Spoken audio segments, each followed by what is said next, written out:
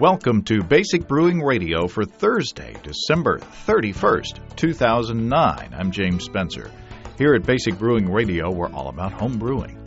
For this week, Steve Wilkes joins me in the studio for a little vertical tasting of our small batch holiday barley wines from the past couple of years. We talk about how they were brewed and how they may have changed over time. If you're new to home brewing and would like to get into the hobby for the first time, check out our website, basicbrewing.com, where you can find archives of our audio and video podcasts and our DVDs to walk you through basic and more advanced brewing techniques. And as always, you can follow me on Twitter, my username, Basic Brewing, all one word. You can find me on Facebook at facebook.com/basicbrewing.james, and you can find our show on Facebook at facebook.com/basicbrewing. And fans of the show there will be getting notices when new shows are posted. Thanks again. Many thanks again to everyone clicking on the Amazon.com associate link on our basicbrewing.com site. Whenever you think of Amazon, think of us and click on our associate link first. It won't cost you any extra, and you'll be helping us to bring you the show, and we greatly appreciate your support. Remember, also, we have associate links for Brew Your Own magazine and the American Homebrewers Association on our site, too. If you didn't find our Brewer's Logbook, our DVDs, or our shirts under your tree, log on to basicbrewingshop.com to pick them up yourself. If you're like me, sometimes, you make hints, and the hints don't sink in for some reason. I hope you had a wonderful Christmas, or Hanukkah, or Festivus, or solstice, or whatever you do or don't. I had a good few days off, but it was murder catching up on the email backlog. So sorry for taking so long to get back to you in the past week or so. But let's take a look into the mailbag. For the last time this year, 2009, mailbag. In our previous episode, we heard from Dustin from Tulsa, Oklahoma, about his oily peanut butter stout. Dustin found that by freezing and concentrating the beer, he was able to get rid of the oiliness. Well, John from Syracuse, New York, heard that, and he says, I just wanted to respond to the listener who was having a problem with his peanut butter stout being oily. About 2 months ago, I made a peanut butter porter using a pound of peanut butter in the boil. Since all the peanut oil floats to the top, I just simply used my racking cane to pull the wort from under the peanut oil and rack the beer again into secondary after 2 weeks of fermentation and again into my bottling bucket, and I don't detect any oil in the final beer. I think I'm going to try his method of freezing the beer for a bottle of two, but just thought he might want this information if he tries to repeat the recipe. Thanks, John. Great solution. Just put the peanut butter in the boil and get the beer out from under the oil slick on top. Jim from Holly, Michigan wrote in saying that he had a beer that was face-cringing tannic. He was trying to track down the cause, whether it was the mashing technique that he used or the chemistry of his water. But in the meantime, he tried a technique to fix the beer that he wants to pass along to you guys using gelatin in his keg. Jim says, I added 1 teaspoon of gelatin dissolved in 1 cup of water directly to the top of the keg without degassing. I repressurized the keg and shook it around to mix well.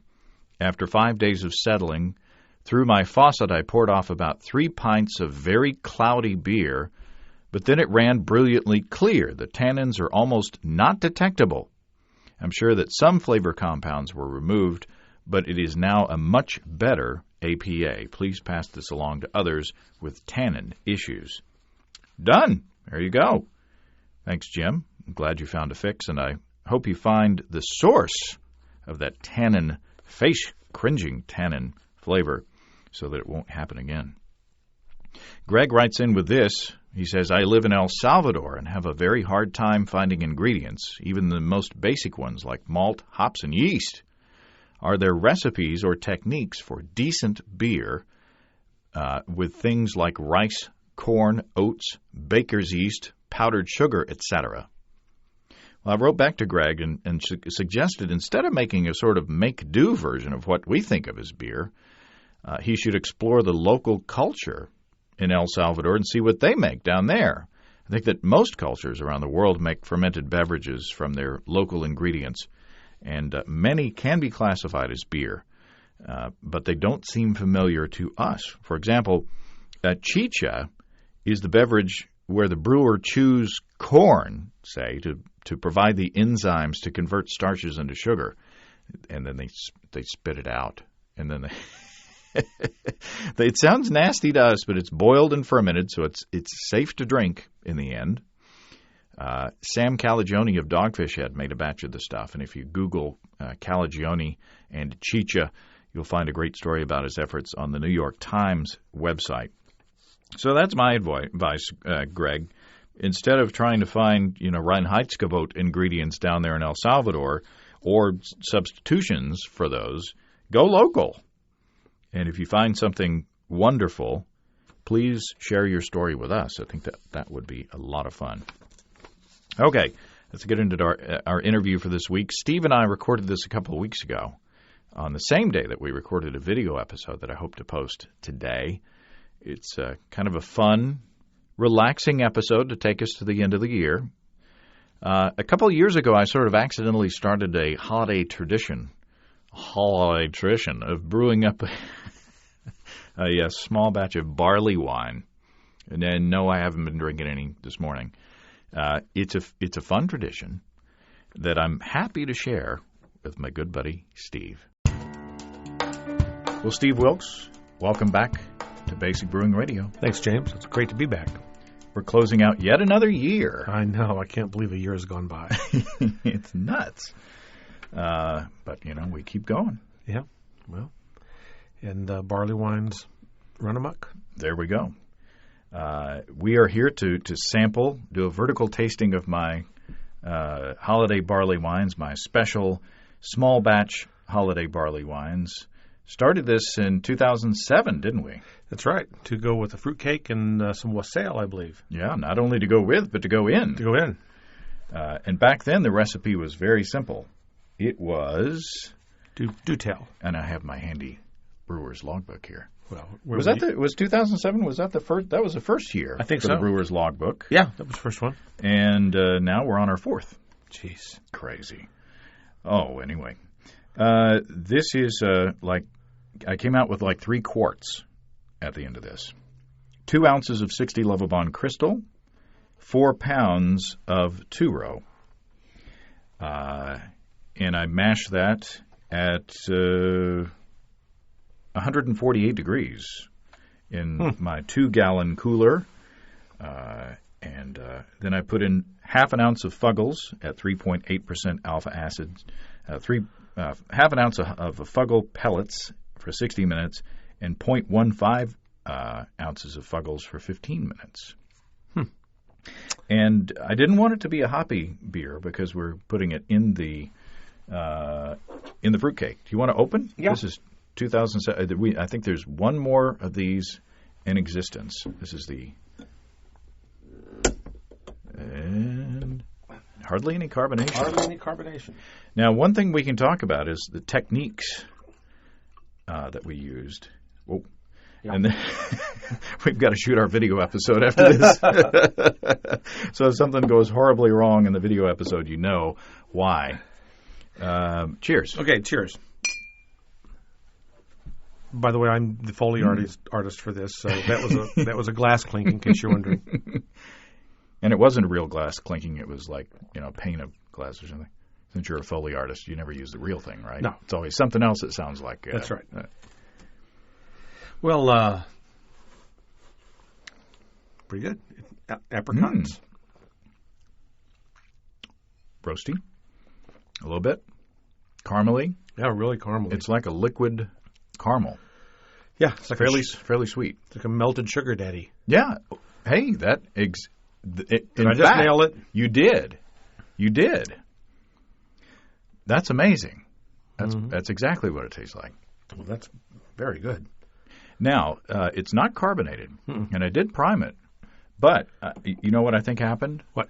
I kept it in the primary jug for a couple weeks, I believe, and then I racked it to another jug to get it off the yeast to make it, I guess, easier to use as an ingredient. Mm-hmm. And then we used it in the recipes, the barley or the fruitcake and the wassail. Yeah. And then I said, what the heck, I'll bottle these.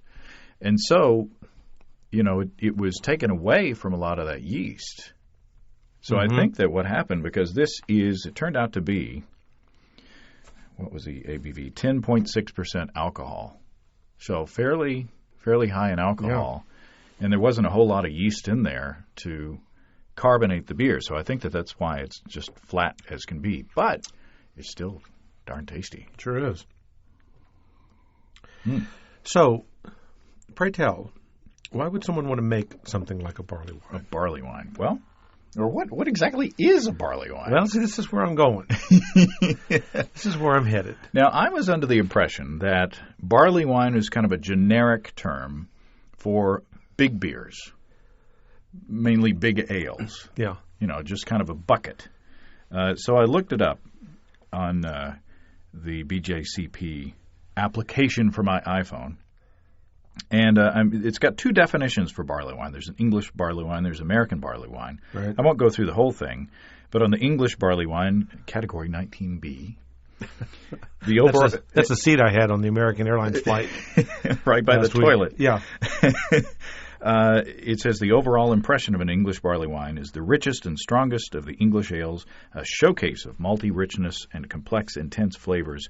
The character of these ales can change significantly over time. Both young and old versions should be appreciated for what they are. Interesting. The malt profile can vary widely. Not all examples will have all possible flavors or aromas. And under history, it says the strongest ale offered by a brewery, and in recent years, many commercial examples are now vintage dated, normally aged significantly prior to release, often associated with the winter or holiday season. So we're right on that front. We're having it at the right time. Well, it would seem to me that the difference, say, between when I think of a barley wine, I think of a fairly neutral yeast. As opposed to, say, a Belgian quad where you're going to get that kind of Belgian-y thing going. Right. So otherwise, I mean, why isn't a Belgian quad a barley wine? Mm-hmm. Well, that's a good question. Looking at the overall impression of the American barley wine, a well-hopped American interpretation of the richest and strongest of the English ales, the hop character should be evident throughout, but does not have to be unbalanced. But often is.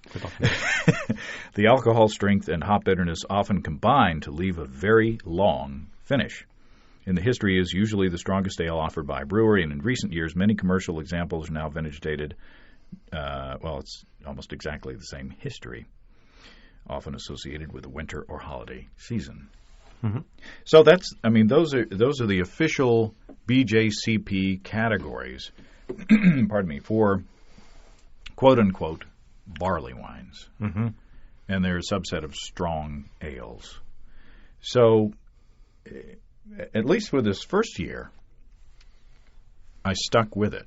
Stuck with what I did was, can be officially recognized as a barley wine. And I would categorize this one in English because it doesn't it's got no hop character. Right. I was going to say that the American barley wines that I've had are about as much about hops as they are malt to me, and they're all about that big citrusy American thing, and so that's a kind of a uniquely American taste, I think. So we're talking about Sierra Nevada's Bigfoot. Yeah, we're talking about Avery's Hog Heaven. Mm-hmm. Lots of hops. Lots of hops. Lots of delicious hops. By pretty the way. Good stuff.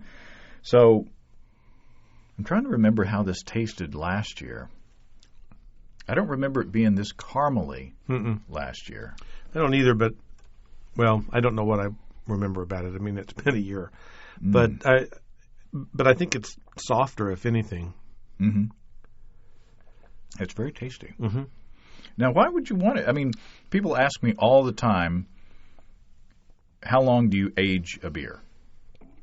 Till I open it. It's usually. But, are there any rules? Because of the alcohol content, I would say that higher alcohol beers keep longer than other beers. Yeah. But what are some of the considerations that we would think about when you were wanting to age a beer? Well, I think the alcohol content, just the overall malt bill of it, and and how fresh you want the hops to be. If you've brewed a beer that's like an American pale ale, something that's really bright and fruity and all about the hop aroma and bouquet, if you leave that beer alone for 2 or 3 or 4 years and you come back to it, I don't know that it won't still be a good beer, but I'll bet you that you will have lost a lot of that up front nose. Mm-hmm. Mm-hmm. So I would say that styles, kind of like white wines, are generally meant to be drunk young because they're bright and the flavors are bright, and so are lighter beers generally. I mean, really generalizing here, but a great big beer, just like a great big Cabernet Sauvignon that you can put back for years. Same thing with a barley wine, a Belgian quad or triple, an old ale, an alt beer, or something like that. Now, there's something to be said for both fresh hop bitterness and hop nose in a fresh barley wine. And there's also something to be said for aging a barley wine and taking some of the edge off of that hoppiness and the bitterness and kind of getting more of the maltiness through. So, I mean, that's one of the quandaries of being a beer lover, being someone who can collect beers, is when do you open them? And I guess the one answer is either make or buy enough of it so that you can sample a long time. That's what I was going to say. To me, part of the fun of being a home brewer is that generally you make 5 gallons generally. Now, not of these barley wines that you've made, but so you've got enough beers that you can, crack one open it 2 or 3 or 4 weeks into the bottle, and then, you can drink it right then if it's meant for that. But, they can lay them up and they'll change. They'll all change. Mm-hmm. But when these great big beers, we know that they will, and the part of the fun of it, I think, is to go back and revisit them over time, which is another reason why to use the logbook even more completely to keep good tasting notes. Yeah, good idea. And I should have done that. Which we didn't do. Now, you need to work on your beer there. Okay. This is going to be my Foley attempt at this. Glug, glug, glug. Glug, glug, glug, glug. Mm-hmm. Now, if you don't use, say, oxygen barrier bottle caps, there's a chance that you could get some oxygen infusing into the bottle over time. If you don't, you can also combat that by dipping them in wax. But with barley wines, with big beers, that may be a desirable outcome. Yeah. So, I mean, if you get kind of aged sherry notes in a session beer, that's probably going to taste nasty. Right. But if you get like sherry notes in a big beer with lots of alcohol, you could see where that could kind of add to the complexity of the beer and not necessarily ruin it. Well, these are mighty good beers. There's just something really neat about a giant beer. I mean, you can't drink these every day, but how fun this time of year, Yeah, and it's something special. I think there's only one more of the 07 barley wines in existence, so next year will be the last time. Will be the last year. So we need to take some extensive tasting notes today so that a year from now we can go back and say, or just listen to this episode. Say, Sugar Daddy. Take a Sugar Daddy. Shall we try the 08? Yes, please. All right. And I remember this one as being more carbonated. Let's see what the Foley account has of it. Oh, yes, you're right. Foley artist. Ah, yeah, there is more carb. Ooh, oh, that's pretty. Yeah, that's actually got a really nice head on it. The color is very similar to the other one. I think it looks good. Now, I stepped out a little bit on this one. I got a little more adventurous. This is the basic, and part of what makes this interesting, I hope, is that it starts from the same base recipe. 2 ounces of 90 Lovibond Crystal, 4 pounds of 2-row, and then I got a little adventurous this time. 2.5 ounces of raisins for 60 minutes. 1 teaspoon of pumpkin pie spice for 5 minutes. So, And then I upped the bitterness. I did 0.7 ounces of Fuggles for 60, and then 0.4 ounces of Fuggles for 5. So I tried to get a bit more hop character in this one, because the previous year is tasty but a bit sweet. It is. This is quite a bit different. I can't wait for you to taste it.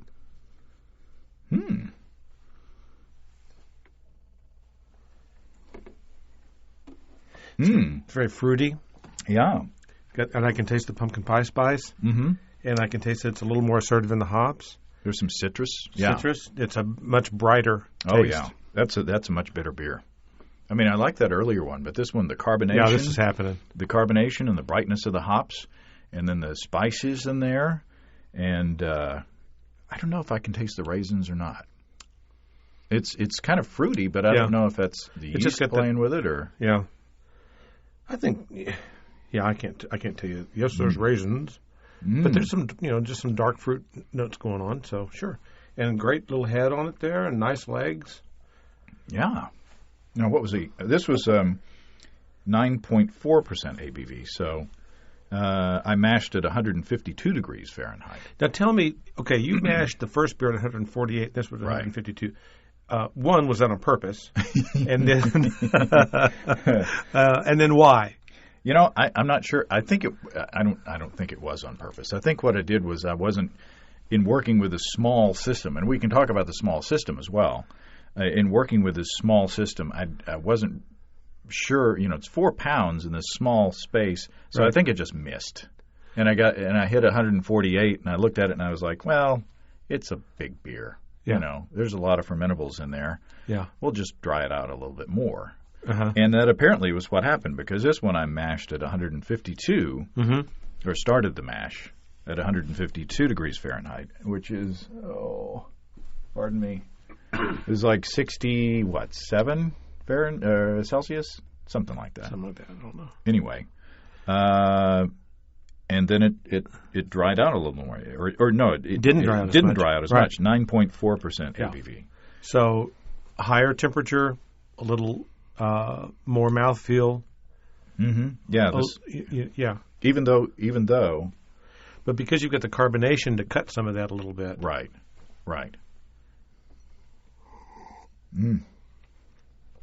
Now, these are beers that you don't want to pour a pint of. Unless you want to stay at home. Yeah.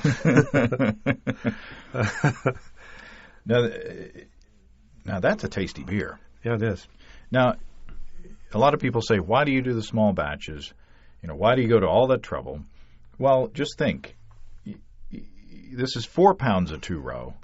If I were to do this for a full scale, for a 5-gallon batch, that would be what?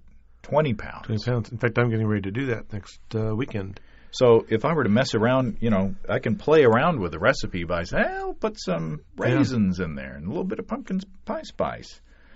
If I were to do that with a 5-gallon batch, that's a fair amount of money. Yeah. Tell me about it. To be throwing in there and experimenting.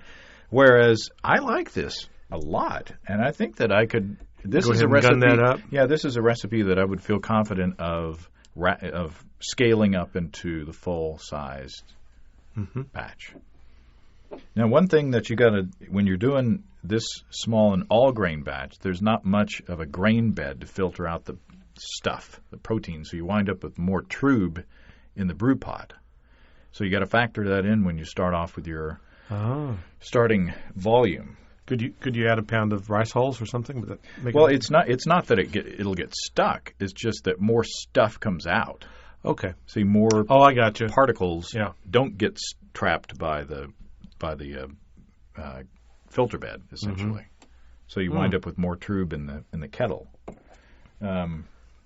So I'll tell you more in detail on this crazy, wacky, this year's barley wine, which we've already tasted today.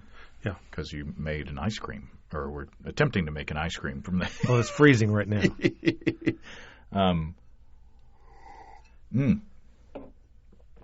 Oh, sorry. Oh, that's so good. So this year, I said, I'm just going to go wacky and completely nuts on this, and to see to push it maybe too far and just see what happens. So we start off with the same basic recipe, 2 ounces, 90 Lovibond Crystal, 4 pounds of 2-row. Then I added a couple ounces of aromatic just for fun, just because I had some. Mm-hmm. Then... Okay, here's where it gets fun. Yeah. Okay, the only hops I added was 0.7 ounces of Fuggles for 60 minutes. Okay. The only hops, just to get some bitterness in there. Balance the stuff for the balance. Okay, are you ready? I'm ready. At 30 minutes, I added a 1/4 cup of brown sugar and 2 tablespoons of molasses. Okay. All right. At 15 minutes, I added 1/2 cup of roasted chopped pecans. Oh, wow. Which just kind of floated on the top. Yeah. I'm not sure they added much of anything. Then at 10 minutes, I added 2 ounces each of this candied pineapple, mango, and papaya chopped up in the food processor into the boil for 10 minutes. Uh-huh. And they pretty much dissolved. That's pretty much all sugar. Right away, yeah. Then I added 5 minutes before the end of the boil, I added 1/2 teaspoon each of cinnamon, ginger, cloves, and nutmeg. And this is a small batch. This is a small batch. Yeah.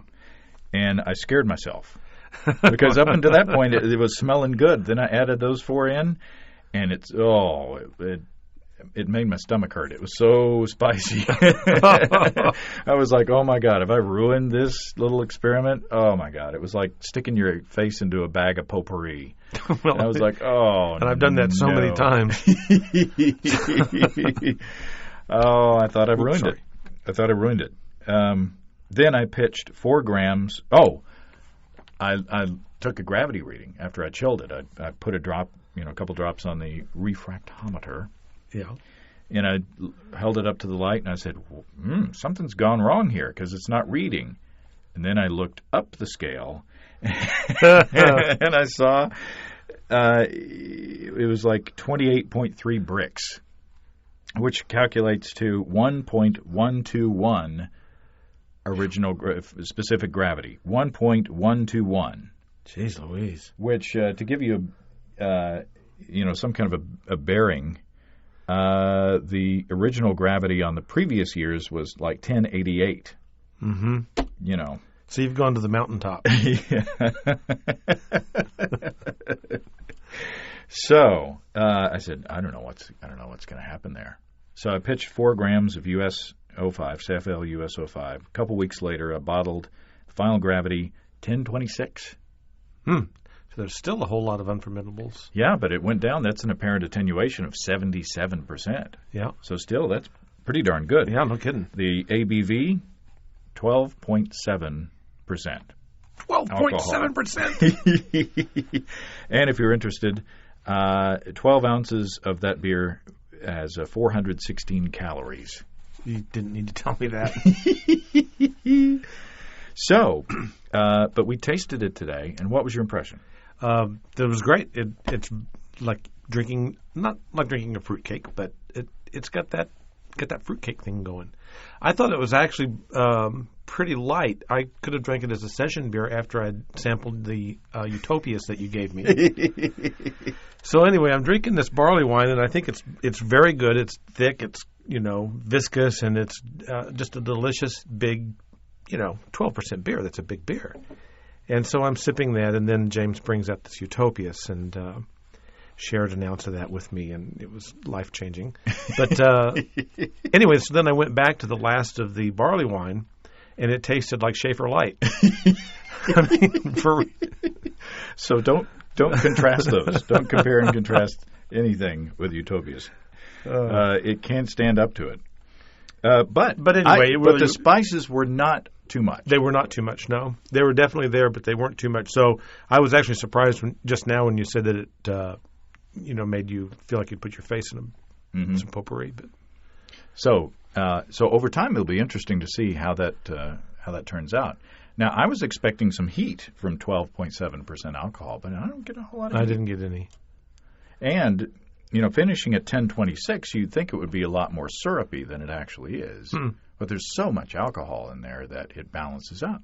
Yep. It's all about the balance. And how long has it been in the bottle? I bottled it on the 4th, so just a couple weeks. Yeah, a couple weeks. It's ready to go. Oh, yeah. That's my Foley artist stuff going. Bottling. It's like the episode of Family Guy where they landed the plane in Ireland. That's right. Okay, inside joke. I like it too. Okay. My grandmother's name was McCarty, so I can make Irish jokes. You can do that. So anyway, I wanted to give you some details because I took more detailed notes on the mashing process. With such a small mash tun and such an interesting process, I started off the mash at 154 degrees Fahrenheit. Mm-hmm. 30 minutes later, because there's not much thermal mass in that little mash tun, it went down to 148 degrees Fahrenheit. So it lost, 6 degrees Fahrenheit in 30 minutes. So I added a quart of boiling water at that point, and it brought it up to around 155. So, I wanted to boost that back up there. Right. And 30 minutes later, it was down to 152. So, the small mash tun has its disadvantage in that it loses temperature fairly quickly. It loses heat fairly quickly. And then I used 3 quarts of 170-degree water to sparge, and my pre-boil gravity was 6.5 quarts. Your pre-boil volume was 6.5 quarts. You're right. Pre-boil. Oh, man. Pre-boil volume was 16.5 quarts. So, and then I wound up with what was it? 5 bottles of beer. So, anyway, it turned out good. Well, it's very good. Now I don't know what I'm going to do next year though. Well, what didn't you put in here? You didn't put any the kitchen sink. There's no candy canes in there. Oh. Oh no. Maybe I'll switch to a weird funky Belgian. I was going to say maybe you should make a quad or something next year. If anybody out there has ideas on what we should put in the small batch holiday barley wine next year, let us know. Should do an episode of Will It Mash and just put a fruitcake in there. Ooh. Hey. Will It Mash? Well, I'm not beyond that. So anyway, it's I love the process. It's a brew. I can't remember how long the brew day was, and it wasn't as long as if I did a full batch. Yeah. And you could do the whole thing inside. Yeah, in other words, not exactly a propane burner. Right. So it's an enjoyable experience. The cleanup is, less. Mm-hmm. It's just a lot of fun. So, I guess to wrap it all up, make yourself a big beer, make yourself a big barley wine, save some, and then come back to it every year and see how it changes. And don't be afraid to get adventurous, because if you do go too big on, say, the spices or the hops, you wait a year, they'll mellow out. It's going to be different. Yeah. So you're going to make you've committed yourself to making a barley wine. I'm going to make a party guile actually next week. Mm-hmm. Actually, Friday. I mean, at the end of this current week. Because I'm not sure when this is going to air, but a week from whenever we're at. And at any rate, I'm going to make a barley wine with some rye in it, and take the first runnings and make a barley wine with that. Then take the second runnings and make a smaller beer. So now that end of the year party guile brew session we did 2 years ago with Andy out on the patio. That big old beer that he made. It was a big raisin hot bomb. It had some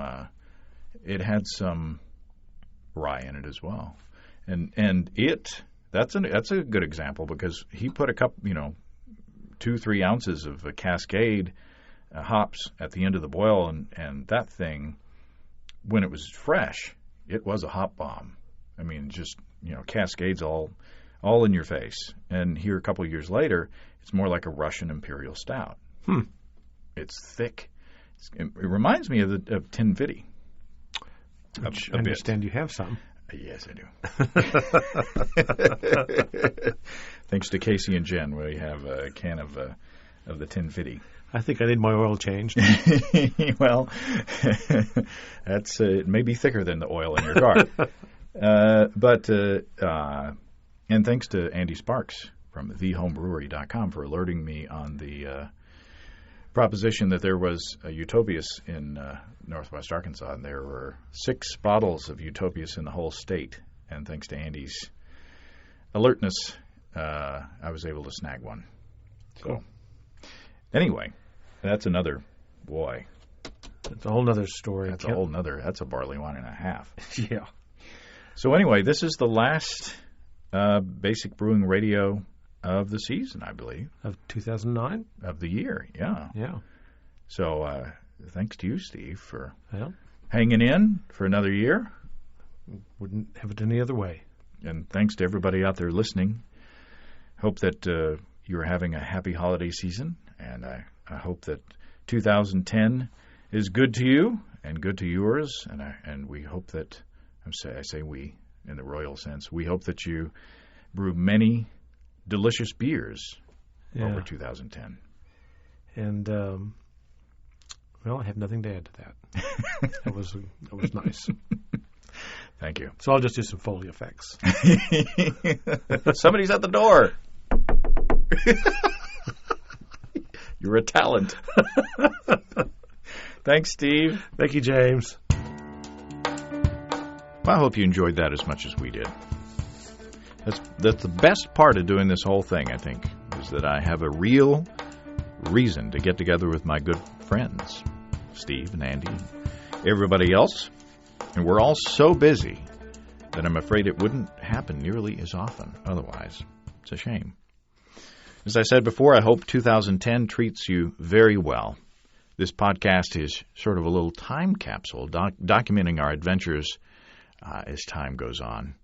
It's hard to believe, but we started in 2005, and we're still at it, 2010. And we appreciate you for continuing to be a part of that. Somebody wrote me today and said that they had started listening from the beginning, and that we have accumulated about 7 full days of listening. So if you started from the beginning and came to present day, you'd be listening 24 hours a day for a week. I don't recommend that. That's a lot of stuff. If you want to be a part of it, if you have brewing questions, show suggestions, or just want to say howdy, write to me, James, at basicbrewing.com, or fill out the contact form on basicbrewing.com, and please don't forget to tell us where you're from. Our 2000 Brewers logbooks. I had to order more because we ran out. So get yours and document your 2010 brews in this cool book that Steve designed. We've also got our new Reinheitsgebot is a 4-letter word shirts on our shop as well. And lots of you are ordering them too. Check out our homebrewing DVDs, Introduction to Extract Homebrewing, Stepping into All-Grain, Low-Tech Lagering and Decoction Mashing, and Introduction to Wine Kits. We've got combo deals to save you a few bucks if you want to buy more than one DVD at a time. And you can see a listing of the fine folks across the country who sell our DVDs on basicbrewing.com. And if there isn't a vendor in your area, you can order them online in our online shop at basicbrewingshop.com. Thanks to everybody who's continued to click on our Amazon.com link. We appreciate the support. Our featured products this week that were purchased through the link are Progressive International Stainless Steel Splatter Screen and Every Day with Rachel Ray. Thanks again, everybody. And remember, I can't tell who bought what, so no worries there. Just click on the Amazon.com logo on our site the next time you feel like Amazon shopping. And we appreciate your support. And you can also join the American Homebrewers Association through the link on our site and subscribe to Brew Your Own magazine. That's all until next week. Until next year. Thanks for listening. I'm James Spencer, production help for Basic Brewing Radio, and our website is provided by Kelly Dodson. Basic Brewing Radio is a production of Active Voicing. We'll talk to you next year. So long.